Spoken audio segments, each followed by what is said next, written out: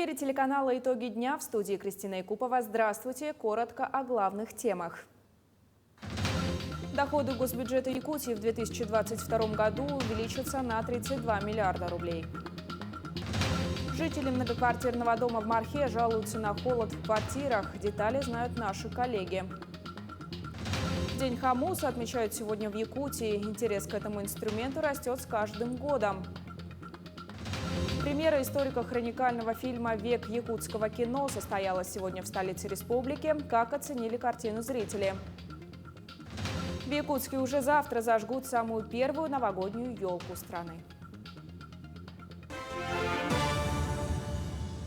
Доходы бюджета республики в следующем году увеличатся на более чем 32 миллиарда рублей. Сегодня на сессии Госсобрания Илтумен во втором и окончательном чтении принят главный финансовый документ Якутии на 2022 и плановый период 2023 и 2024 годов.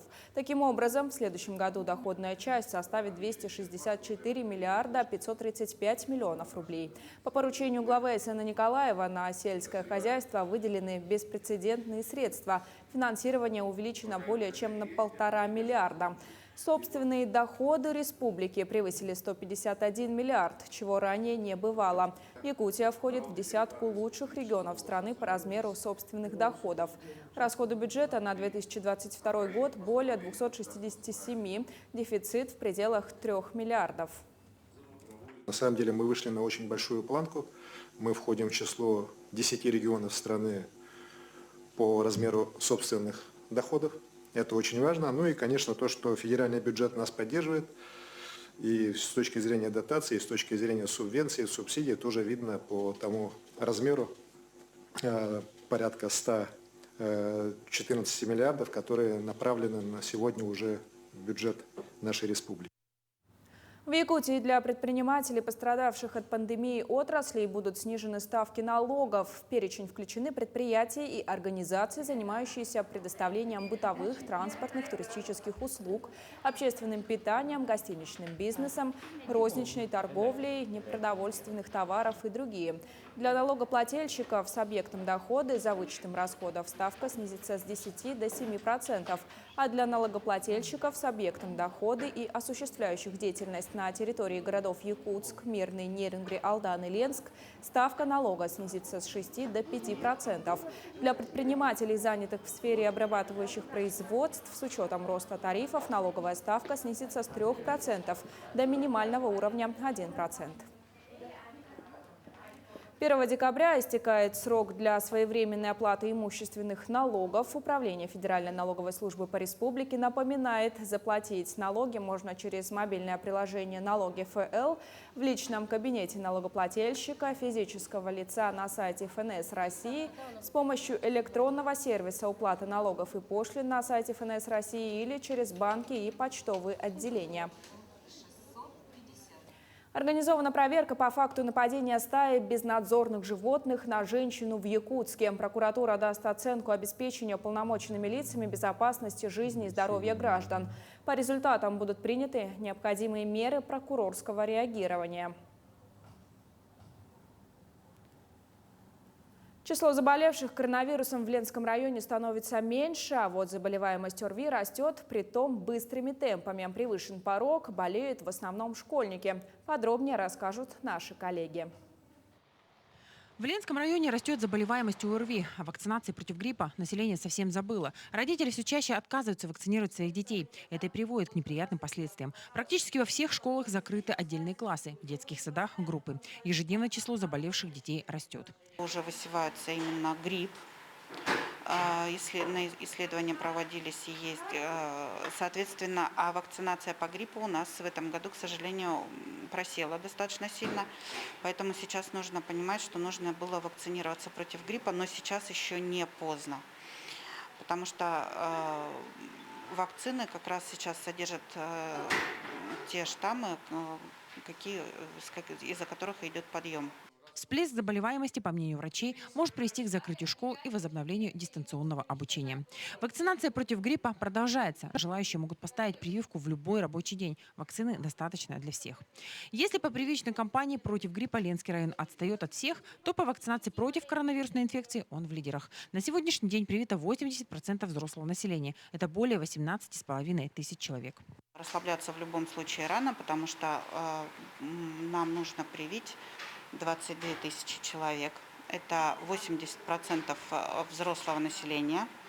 Для того, чтобы мы могли говорить о том, что у нас создана иммунная прослойка и есть достаточный иммунитет коллективный.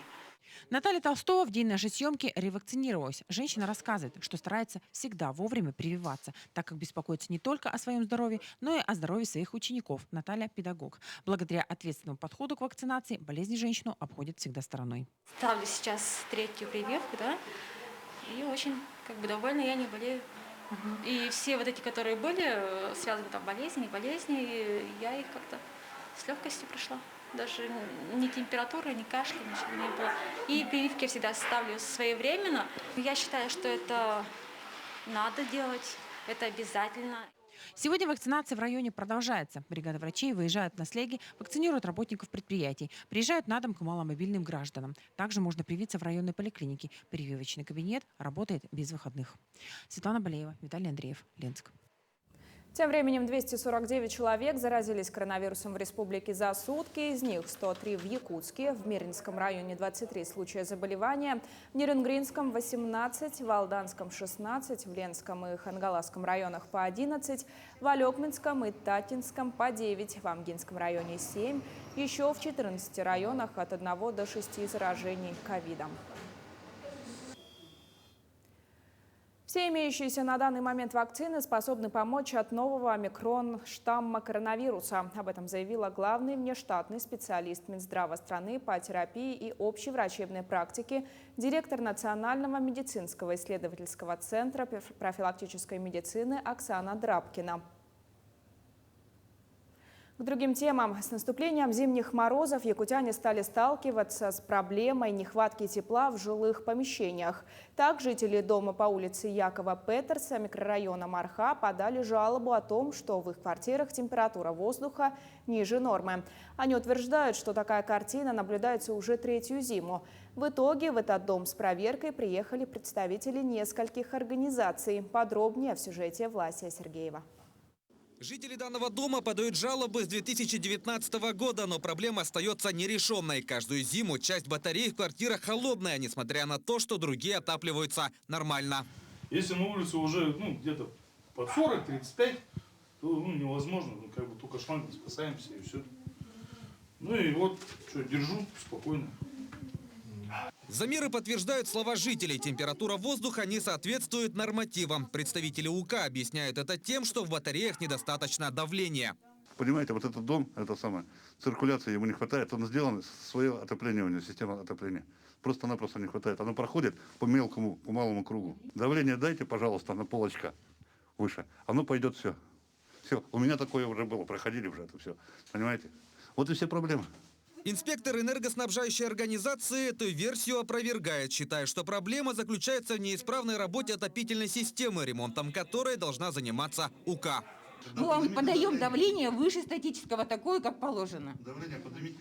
3 года назад мы начали писать предписание выполнить ремонт внутренней системы отопления. Приборы действительно показывают давление, соответствующее нормативам. Однако жители дома отмечают, что до дня проверки показатели были значительно ниже. Это в первый раз с 2019 года у нас вот такие показатели. Именно сегодня только. Вчера, когда узнали, видимо, что будет проверка. Утром уходила, не было таких показателей. Жители утверждают, что сегодня усилили. Я не могу ничего утверждать, потому что я вижу факт сейчас. В качестве подтверждения тому, что показатели давления были ниже, жители демонстрируют фотографию, которая, по их словам, была сделана утром этого дня. Вот такие показатели Это были. утром было. А вы сейчас прибавили, получается.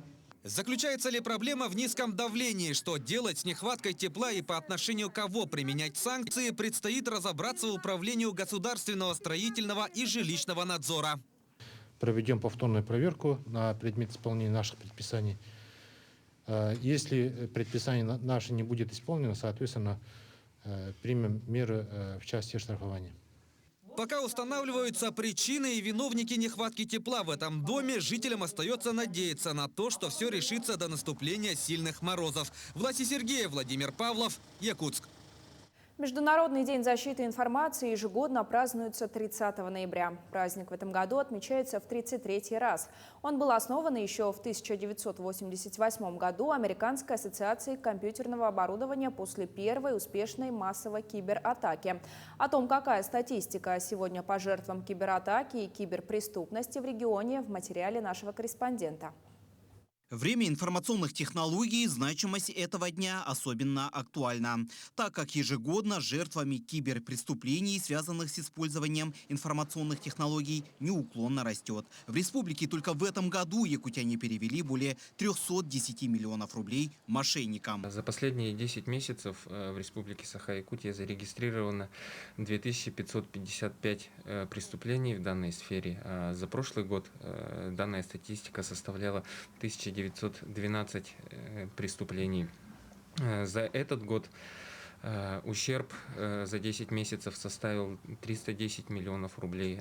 За прошлый год 119 миллионов рублей. Жертвами киберпреступления становятся зачастую люди пожилого возраста, но в последние годы к этой плачевной статистике присоединяется и молодежь, несмотря на большую профилактическую и информационную работу. Что касается молодежи, данная категория населения, как правило, желают заработать больше денег, и в связи с чем вкладывают свои денежные средства в различные криптовалюты и инвестиционные фонды, которые не являются официальными организациями в данной сфере, и просто переводят свои денежные средства злоумышленникам, после чего им никакого пассивного дохода, соответственно, не приходит. Самые распространенные преступления – это ложные телефонные звонки от якобы сотрудников банка. Далее идут размещение ложных объявлений на электронных торговых площадках о предоставлении каких-либо услуг. Затем мошенничество через фишинговые сайты, где киберпреступники получают доступ к персональным данным пользователя – логин, пароль, реквизиты банка и так далее. А в последнее время набирает обороты хищение денежных средств через различные биржевые площадки, где предлагают быстрый заработок. От киберпреступлений страдают не только жители Якутии, но и представители власти. Так, для защиты государственной информации, их сайтов и других каналов связи в региональном министерстве связи работает целая команда. Существует целый отдел, он так и называется – отдел по информационной безопасности. Мы, как Министерство инноваций, занимаемся единой политикой по информационной безопасности в республике, защищаем информационные ресурсы республики. Также мы проводим просветительскую работу. Проводим круглые столы, общаемся с людьми, населению, освещаем в СМИ. Вот такую работу мы ведем. По словам специалистов министерства, только за этот год на государственные сайты и каналы связи было произведено более 70 тысяч кибератак. В год у нас примерно составляет их около 70 тысяч. Тех кибератак, которые мы отражаем, то есть которые идут атаки с внешних ресурсов, то есть бывает из-за пределов Российской Федерации, то есть на, так скажем, на дестабилизацию устойчивости государственных информационных с целью хищения данных, либо же чтобы система перестала работать, например, и так далее. Сегодня за разглашение, передачу, кражу персональных данных предусмотрена как административная ответственность, так и уголовная. Тем не менее, гражданам необходимо быть бдительными и не передавать личную информацию третьим лицам. Берегите себя и свои персональные данные. Дмитрий Тымыров, Павел Пахомов, Якутск. Сегодня в здании Государственного театра оперы и балета состоялся вечер хомуса, посвященный юбилейной дате со дня образования музея хомуса в столице региона. Так, по словам директора музея Дмитрия Бестинова, в течение этого года там прошли различные мероприятия, часть из которых из-за пандемии прошли в онлайн-формате. И вот сегодня, закрывая этот год, в театре оперы и балета состоялся вечер хомуса. Также этот вечер был посвящен юбилею первого директора, основателя этого музея Ивана Алексеева, где ему в этот вечер вручили государственную премию имени Кулаковского. В Нерюнгри интерес к этому национальному инструменту растет как среди детей, так и среди взрослых. Появляются новые коллективы, которые направлены на знакомство и обучение игре на хамусе. Ирина Кичигина с подробностями. Мы уже знакомили наших зрителей с хамусисткой Анной Лозовец. Однажды этот инструмент так заинтересовал девушку, что она решила во что бы то ни стало научиться играть.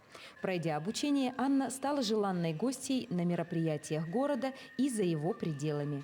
А в октябре этого года она объявила недельные курсы, и на базе культурно-этнографического центра образовался ансамбль взрослых нерюнгринцев, с которыми она готова делиться опытом и совершенствовать свои навыки дальше. После окончания курсов мы создали такой коллектив под названием «Узоры Севера». Мы уже сейчас с коллективом, с нашим, основные элементы прошли, изучаем музыкальную композицию с якутскими напевами. А в дальнейшем мы хотим, допустим, сделать музыкальную композицию, чтобы там звучал хамус якутский и ложки русские народные. Это, мне кажется, будет очень интересно. Выбрать инструмент для каждого участника помогла Юлиана Кривошапкина. Она нашла мастера, заказала и прислала хамусы в Нерюнгри. В своем видеообращении Юлиана пожелала ансамблю развиваться, процветать и совершенствовать свое мастерство. Сейчас Анна набрала уже вторую группу желающих познакомиться с хамусом. В ансамбль пришел, потому что живу в Якутии.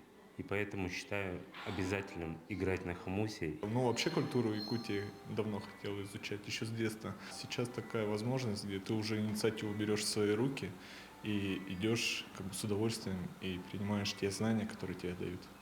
И сам по себе вот этот инструмент, я считаю, что это своего рода какая-то медитация. То есть мы здесь отдыхаем, это очень интересно. Ну и потом это национальный инструмент, да, то есть якутский. Мы здесь практически уже коренные жители. Также к празднику День хамуса в Нерюнгри прошел дистанционный конкурс игры на хамусе среди представителей общин Нерюнгринского отделения Ассамблеи народов, организаций и жителей района. Инициатором стала общественная организация «Саха-Аймах». Всего на конкурс заявились 33 участника, а оценили работы именитые хамусисты Георгий Слепцов, Туяра Алексеева и Айсен Делохов. Ирина Кичигина, Захар Головин, Нерюнгри. 11-классники Якутии напишут итоговое сочинение завтра, 1 декабря. За парты сядут более 7,5 тысяч молодых людей. Это 219 обучающихся 11 классов, а также выпускники прошлых лет. Напомню, что итоговое сочинение является условием допуска к государственной итоговой аттестации по образовательным программам среднего общего образования.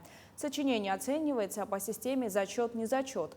Результат, как форма индивидуальных достижений абитуриента, может быть использован при приеме в образовательной организации высшего образования по программам бакалавриата и программам специалитета. В этом случае результат действителен в течение 4 лет, следующих за годом написания такого сочинения. Новый успех якутских мастеров. Настоящим триумфом для наших земляков в Москве завершился 20-й евразийский конкурс высокой моды национального костюма «Этно-Эрата-2021». Якутяне увезли домой сразу 8 наград. Подробнее о конкурсе в материале наших коллег. Звук, свет, подиум, зрители. 200 мастеров из 20 регионов страны. По таким масштабам соскучились многие. Фестиваль «Этно-Эрата» в этом году прошел в традиционном, очном формате. И за время удаленки не растерял аудиторию. Члены жюри отметили, возросло качество исполнения, возрос интерес у молодежи. Но меня больше всего покорило, что из 8 улусов, из многих регионов Калужской области и других приезжают из сельской местности, люди с возрастом. Но настолько действительно проект востребован представителям разных возрастов. Якутию в конкурсе представили более 60 талантливых мастеров-модельеров из 8 регионов республики и города Якутска. Они показали 22 уникальные коллекции. Равнодушных в зале не осталось. Удивительные мастера, удивительные мысли, отображенные в костюмах. Это, диву даюсь. Я как тоже прикладник очень, на самом деле, осталась довольна тем, что я увидела. По итогам фестиваля якутские модельеры увезли домой 8 призов, причем 3 из них высшей, первой категории. Евразийский конкурс презентует Якутию, позволяет представить наши национальные костюмы и родную культуру широкому кругу людей. Всего в конкурсе участвуют свыше 20 регионов России. Такой настоящий народный праздник. Основной целью конкурса «Этноэрата» является укрепление межкультурных коммуникаций, сохранение национальной самобытности народов России. И организаторы уверены, что, несмотря на все преграды, в следующем году фестиваль будет еще ярче. Максим Кардозу, Вячеслав Борисов, Виктор Ольцев, Москва. О становлении якутского кино снят историко-хроникальный документальный фильм. Режиссером выступил Иван Кривогорницын, премьерный показ которого состоялся сегодня в кинотеатре «Лена». Более подробно, о чем повествует этот документальный фильм и чем он может зацепить зрителя, в материале Дмитрия Тымырова. 1 час 20 минут. Полный метр документального фильма рассказывает зрителям историю становления якутского кинематографа. Здесь использованы уникальные архивные кадры и редкие исторические факты. Век якутского кино снят по заказу Министерства культуры и духовного развития республики и приурочен к 110-летию первого кинопоказа. Самая основная задача моя как режиссера была рассказать о тех событиях, о тех людях, о тех временах, которые предшествовали тому культурологическому и искусствоведческому вообще феномену якутского кино. На написание сценария ушло 3 месяца, еще 3 на сбор и систематизацию материала. Только после этого начались съемки. Много информации и редких исторических данных предоставили в библиотеке имени Пушкина. И здесь же были отсняты некоторые кадры, вошедшие в ленту. Книжный фонд, да, и фонд периодики, который хранится в Национальной библиотеке, он достаточно обширен, так же, как и по времени. Допустим, у нас есть дореволюционные газеты, да, в которых была информация о кинопоказах того времени, о персоналиях, да, о том же Приутове. Вот вся эта информация использовалась. Книги из нашего фонда использовались. Еще такой момент, что Иван Юрьевич, режиссер этого фильма, работает в Национальной библиотеке. И, наверное, такой основной момент, что в 1911 году первый кинопоказ вот именно состоялся в здании Национальной библиотеки, да, что нас очень радует, и мы этим очень гордимся, что мы сопричастны вот этой большой, хорошей истории якутского кинематографа. Действительно, фильм получился содержательным и исторически значимым. Режиссер уверен, лента будет интересна не только кинематографическому сообществу, но и всем жителям республики. Зрители могут узнать, что любили кушать знаменитые советские актеры в кинотеатре «Мир», когда они приезжали сюда в 60-е и 70-е годы. Узнают, кто был первым кинооператором и в каком году впервые сняли Якутию вообще на кинокамеру, и кто это были. На премьерный показ пришли не только деятели кино, но и просто любители якутских фильмов. Некоторые специально приехали из Москвы. Очень отрадно, что это не извне снимают а сами о нас, да, и вообще примечательно, что это не фильм не только основывается на последних успехах якутского кино, а вообще о том, когда пришло кино, как кто этим занимался. Сегодня все говорят о якутском кино, и мне тоже интересно этот феномен разгадать, как это происходит, хотя я был участником этого процесса, и мне больше понравились эти люди, так как они работают, так как они помогают, так как они друг за друга горой и никого не бросают, и это удивительно. Действительно, кто лучше якутян сможет рассказать об истории якутского кино. Документальную ленту покажут также на телеканале НВК Саха. Так что у каждого жителя республики будет возможность окунуться в историю национального кинематографа и понять, в чем же его феномен. Дмитрий Тымыров, Павел Пахомов, Якутск. Подарок в преддверии Нового года. Жатайская школа искусств получила новое музыкальное оснащение в рамках нацпроекта «Культура». Подробности в сюжете Надежды Саханской.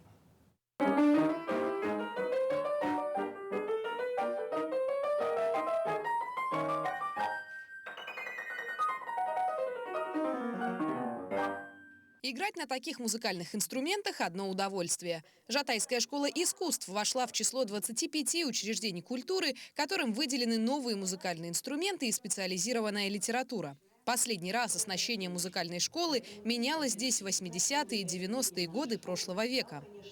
Наверное, ни одна музыкальная школа, ни одна школа искусств не может себе позволить купить разово такое количество и музыкальных инструментов, и музыкального оборудования. В целом, национальный проект «Культура» действует в нашей стране с 2019 года. Он включает в себя более 15 различных направлений. От кадровых расширений до полного переоборудования культурно-просветительских учреждений. В этом году, значит, Жатайская школа – это одна из 9 школ, которые получили в этом году оснащение. И оснащение составило чуть больше 5 миллионов. Вот. А вообще на весь проект, нацпроект, на оснащение инструментами больше 50 миллионов выделено в этом году.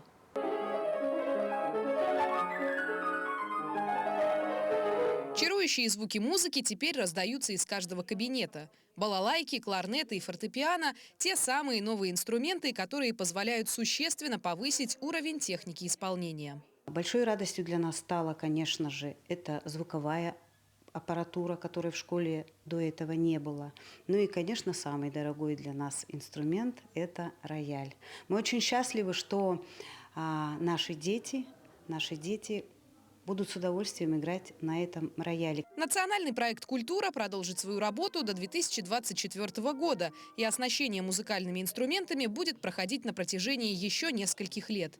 Ну а воспитанники музыкальных школ будут с нетерпением ждать концертов и праздничных мероприятий, чтобы продемонстрировать все свое мастерство со свежим звучанием. Надежда Саханская, Павел Пахомов, Жатай. Зажжение первой в России новогодней елки состоится в столице республики завтра, 1 декабря, в рамках фестиваля «Зима начинается с Якутии». Как рассказал глава региона, 1 декабря мы по традиции первыми в стране зажигаем новогоднюю елку в Якутске. Из столицы мы передадим эстафету республике и всей стране.